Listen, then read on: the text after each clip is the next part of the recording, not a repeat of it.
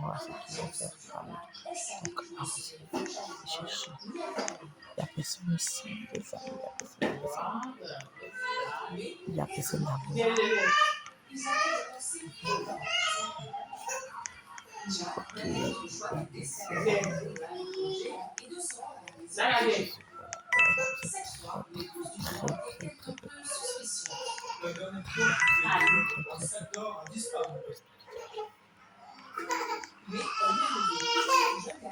On va aller ici, juste ici, comme ça.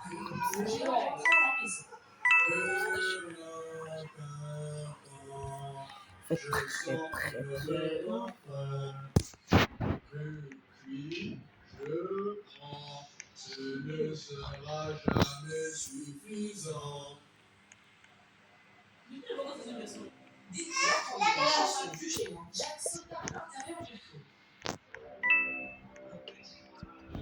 Wow.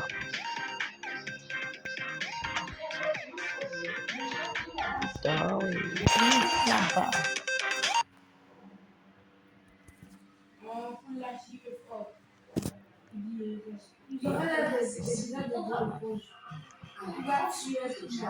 La poule pondit un œuf d'or. Et quand le géant alla se reposer dans sa chambre, Jacques sortit du four et prit la poule, puis se précipita en descendant rapidement la tige du haut de géant.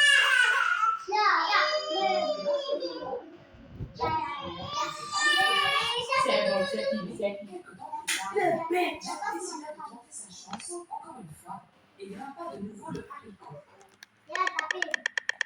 Cette fois, Innocent.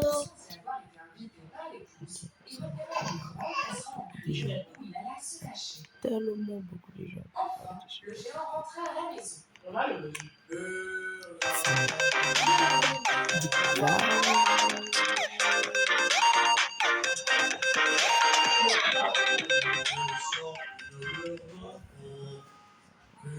Puis je prends, ce ne sera jamais suffisant.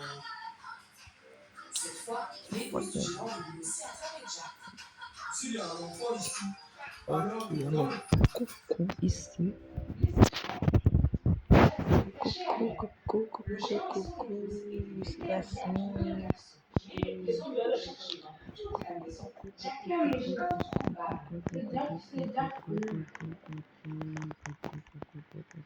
Après leur dîner, le géant mit une harpe en or sur la table et ainsi lui ordonna de jouer. Meurtrière.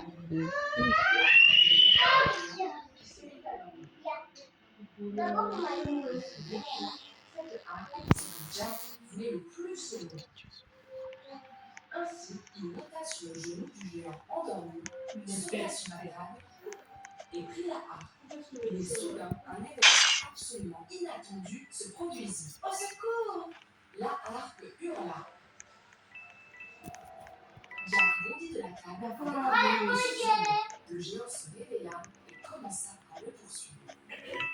Jack glissa le long de la tige du haricot aussi vite qu'il le put, et le géant le suivit. Lorsqu'il atteignit sa maison, Jack cria sa mère. Maman, dépêche-toi, apporte-moi une hache. Et puis, il y a un gars pour les femmes. Tous deux commencèrent à couper la tige. Je sais pas si tu vois la tige.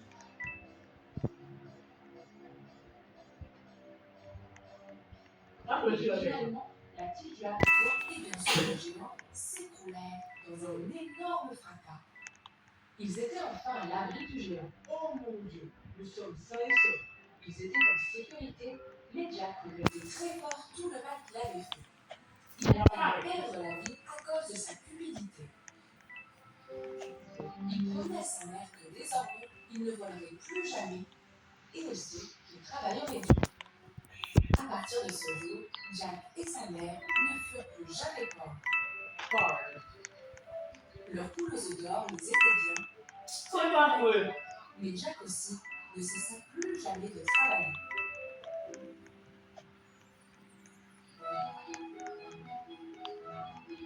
Voilà, la belle et la bête. La belle et la bête. Il était une fois Un homme très riche qui avait 3 filles. 2 de ses filles étaient arrogantes et insolentes. Tandis que la troisième était affectueuse et serviable. Elle s'appelait Belle. Un jour, le riche et ses bateaux s'étaient perdus dans une tempête. Enfin, je crois que je là-bas. Il expliqua à ses filles qu'il avait perdu toute sa fortune. Belle fut très triste pour son père et essaya de le consoler. Fais avant. Les 2 autres sœurs passaient leur temps à se lamenter sur leur sort. Un jour, le père apprit qu'un de ses bateaux était revenu. Il se mit en route pour aller le voir.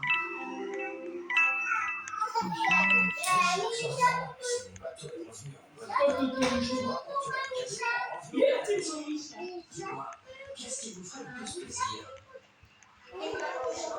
Un gros rubis et un bracelet en or. Qu'est-ce que tu aimerais? Rapporte-moi juste une rose si tu peux. En arrivant au port après un long voyage, l'homme découvrit avec tristesse que son bateau était dans un piteux état. Il rentra chez lui et traversa un chemin silencieux et étroit. Des éclairs déchiraient le ciel. Le vent soufflait si fort dans la forêt que les arbres menaçaient de tomber. L'homme avait peur. Il était jeune.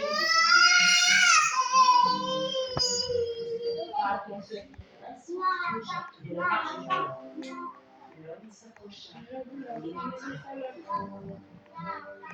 Bonsoir.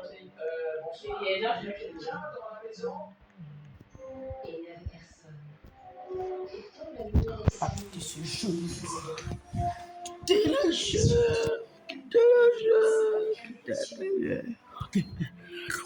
En voyant la nourriture, le pauvre homme réagissait. Et il mangeait tout. En explorant le château, il trouva une chambre vide et s'y installa pour se reposer. En se réveillant le lendemain matin, il trouva des vêtements neufs à côté de son lit.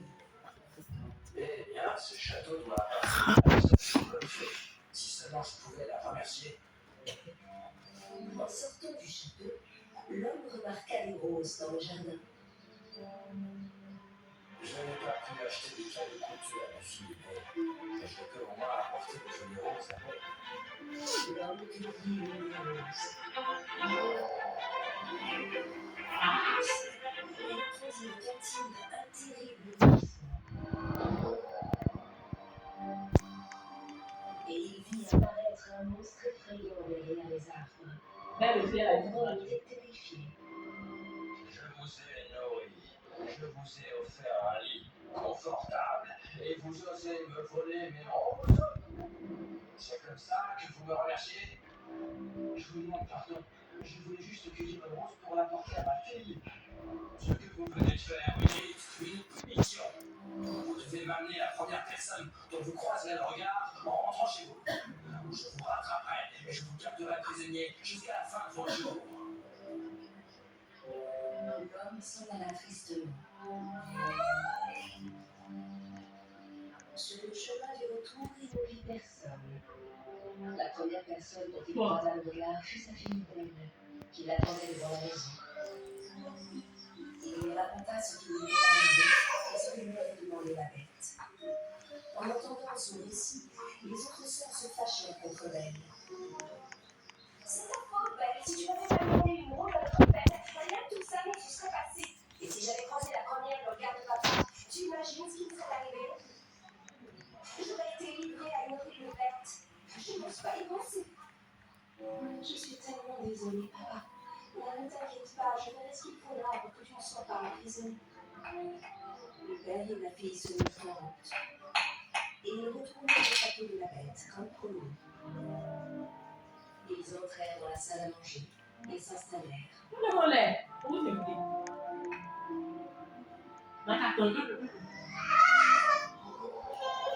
Soudain, un petit et la bête entra dans la salle. Elle était effrayée, mais la bête s'adressa à elle sur un ton aimable. Votre père va pouvoir quitter mon château dans un petit instant. Mais vous, dites-moi, vous êtes sûr d'être prête à rester ici dans mon château avec moi? Oui, j'accepte volontiers de prendre sa place. Belle serra son père dans ses bras et le laissa partir.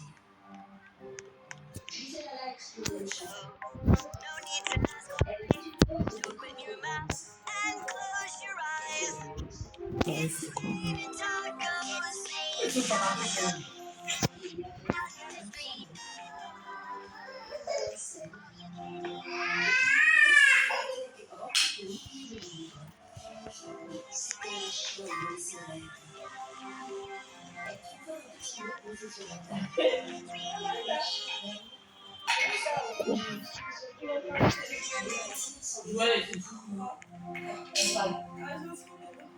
Bisa ya sih? C'était revoir ça. Pasti lo baju ils sont rageux. Elle explora la salle. Non, ils étaient partis le moquer. La chère reine, acceptez-vous que je rejoigne la vie? De toute façon, vous êtes là pour ce que je demande ici, ma chère. Si vous le voulez, je m'en vais immédiatement. J'imagine que vous devez me trouver bien pénible à regarder, n'est-ce pas? Je comprends. Elle fut très surprise par les paroles de la bête. Elle ne savait pas quoi répondre.